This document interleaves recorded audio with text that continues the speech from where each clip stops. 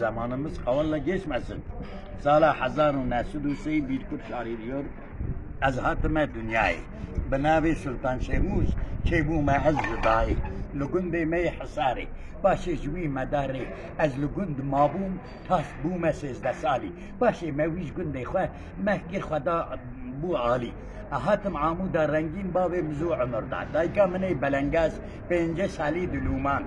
سالک پشتی باب من اوجی لوی بو میوان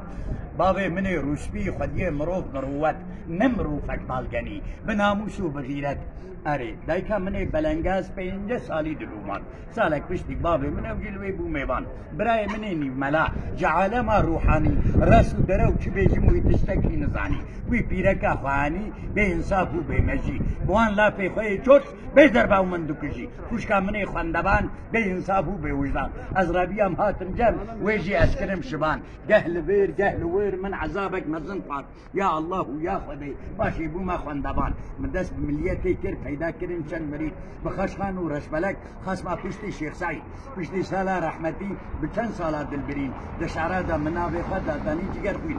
اره من خوان اجازه خواستن بسر بستو میرانی باشه که خالی خواه حسارة خوانی اره کلا سلیمانی نبی خانمایی کلا سلیمه چون تعزیه خانمایی جی لی اسمه چی بوی چاقی باشه که خالی خواه مش حسارة خوانی باشه که تبیرا من و عزب من خدیگون دلنی مجی گوتا من گلک باشو گلک رن مش آخا جزیره دوبن گرتن کلو غم نبی یکی چلک ایدی مکر جهنم گابا مگون دعوا کرد که تا راست